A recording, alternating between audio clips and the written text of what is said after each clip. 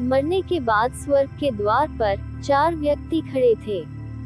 इन 4 व्यक्तियों में पहला राजा था, दूसरा एक बिजनेसमैन था, तीसरा पंडित था और चौथा एक आम मजदूर था। किसी को भी ये पता नहीं था कि कौन स्वर्ग के अंदर प्रवेश कर पाएगा और कौन वहीं से वापस लौटा दिया जाएगा। सब स्वर्ग का दरवाजा खुलने की राह देख रहे थे और आपस में बातें कर रहे थे। जैसे कि राजा को मरने से पहले से ही आदत थी, उसने अपनी बात सबसे पहले बताई। राजा ने कहा, मैं बहुत प्रख्यात राजा हूँ, मैंने धरती पर अपना बहुत नाम कमाया है, इसलिए पूरी संभावना है कि मैं ही स्वर्ग में जाऊंगा। फिर व्यापारी ने अपनी बात सामने रखी। वह बोला, मैंने धरती पर खूब धन कमाया और उस धन से मैंने सैकड़ों लोगों की मदद की, इसलिए मैं ही स्वर्ग का हकदार हूँ। अब बारी थी पंडित की, तो पंडित ने कहा, चाहे तुम जो सोच लो, लेकिन ये बात तो तय है कि स्वर्ग के दरवाजे खुलेंगे तो मेरे लिए ही। सब जानते हैं कि पंडित दिन रात भगवान को याद करते हैं, इसलिए स्वाभाविक है कि स्वर्ग में पंडित का स्वागत किया जाए। जब सब ने अपना अपना पक्ष रख दिया, तब सबकी नजर उस मजदूर पर थी, जो चुपचाप अपनी नजरें नीचे झुकाए बिना कुछ बोले वहीं पर खड़ा रहा। स्वर्ग का दरवाजा खुला और वहां पर एक देवदूत आकर खड़ा हो गया। देवदूत के हाथों में एक पुस्तक थी, जिसमें इन सभी के कर्मों के बारे में लिखा हुआ था। देवदूत ने सबसे पहले राजा को अपने पास बुलाया और उसको पूछा, तुम बताओ, तुमने अपने जीवन में क्या क्या अच्छे कर्म किए हैं। मैं उन्हें इस पुस्तक में देखकर फैसला करूंगा कि तुम्हें अंदर आने देना है या नहीं। राजा ने कहा, मेरा राज्य जितना बड़ा था उतना ही समृद्ध था और मेरे राज्य के सभी लोग खुशहाल थे। सभी बड़े आनंद से रहते थे। मैंने उन्हें कभी भी किसी भी चीज की कमी नहीं होने दी। यही मेरे अच्छे कर्म हैं। देवदूत ने अपने पुस्तक में देखा और देखने के बाद राजा से कहा, तुम सच बोलते हो, तुमने अपने राज्य की प्रजा को बहुत सुखी रखा था, लेकिन तुमने अपने राज्य की सीमा बढ़ाने के लिए जितने युद्ध किए थे, उन युद्ध की वजह से हजारों सैनिकों ने अपनी जान गंवा दी थी। उन हजारों सैनिकों के परिवार के दुख का कारण तुम बने थे, इसलिए तुम स्वर्ग में नहीं आ सकते। अब बारी थी व्यापारी की।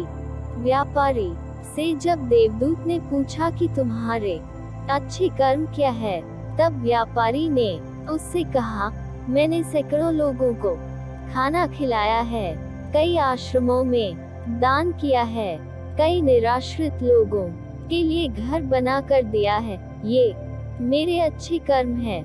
देवदूत ने फिर से अपने पुस्तक में ध्यान से देखा और देखने के बाद व्यापारी से कहा, तुम्हारा कहना भी ठीक है कि तुमने बहुत दान धर्म किया है, लेकिन यह दान धर्म तुमने जिन पैसों से किया है, उन पैसों को कमाने के लिए तुमने न जाने कितने झूठ बोले हैं, कितनी हेराफेरिया की है और कितनी मिलावटें की है, इसलिए तुम भी स्वर्ग में नहीं आ सकते।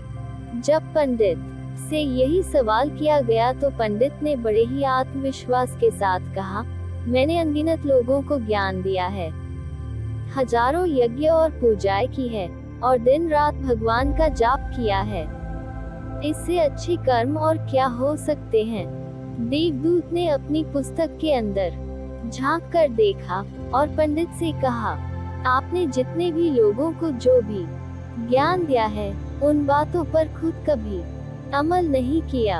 आपने यज्ञ, पूजा या भगवान का नाम निस्वार्थ भाव से कभी नहीं लिया, इसलिए आपका भी स्वर्ग में आना प्रतिबंधित है। मजदूर यह सब देखकर हैरान था। वह अब तक जिन्हें महान समझता आ रहा था, उनकी व्याख्या स्वर्ग के दरवाजे पर आकर बदल गई थी। धरती पर जिन कामों को अच्छा समझा जाता है, उनका यहाँ पर कोई मूल्य नहीं था। यमदूत ने जब इस मजदूर को अपने पास बुलाया और इससे पहले कि वह उससे उसके अच्छे कर्मों के बारे में पूछता, मजदूर बोल पड़ा, प्रभु मैं जानता हूँ कि मैं भी स्वर्ग में आने के लायक नहीं हूँ, लेकिन मैं फिर भी एक बार बाहर से ही स्वर्ग को झांक कर देखना चाहता हूँ। बस इससे ज्यादा मेरी कोई इच्छा है ही नहीं, क्योंकि ऐसी इच्छा पाने के लिए मैंने जीवन में कुछ भी नहीं किया है। मैं पूरा दिन मेहनत करता और जो भी पैसे कमाता उन्हें अपने परिवार के पालन पोषण में खर्च कर देता, इसलिए दान धर्म के लिए कुछ बचता ही नहीं। लोगों की भला मैं क्या सेवा करता, क्योंकि काम के बाद जो थोड़ा सा समय मिलता उसको अपने ही बूढ़े माँ बाप की सेवा में बिता देता। और यह सब करने के बाद मैं कभी कभी मंदिर भी चला जाता और भगवान से जैसा भी मुझे दिया है उस जीवन के लिए धन्यवाद कहता। देवदूत ने अपनी पुस्तक में बड़े ध्यान से देखा और थोड़ी देर देखते ही रहा। फिर उसने मजदूर से पूछा कि तुम याद करके बताओ, तुमने कभी तो कोई अच्छा काम किया होगा। मजदूर ने थोड़ी देर सोचने के बाद बोला, हाँ मुझे थोड़ा थोड़ा याद है। एक बार मैं बहुत भूखा था और मैं खाना ही खाने बैठा था कि एक बहुत ही कमजोर कुत्ता जो ठीक से चल भी नहीं पा रहा था, वह मेरे पास आ गया और मेरे खाने को देखने लगा।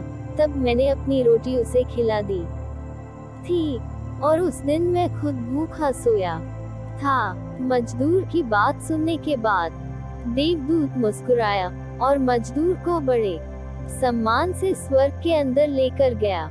दोस्तों, अच्छे कर्म लोभ, मोह, माया इन सब भाव में आकर नहीं किए जाते और न ही उन्हें अच्छे कर्मों की श्रेणी में गिना जाता है। निस्वार्थ भाव से किया गया एक ही अच्छा कर्म भी आपके जीवन के सारे पाप धोने की शक्ति रखता है। इसलिए जब भी मौका मिले निस्वार्थ भाव से और अच्छे मन से अच्छे कर्म किया करें।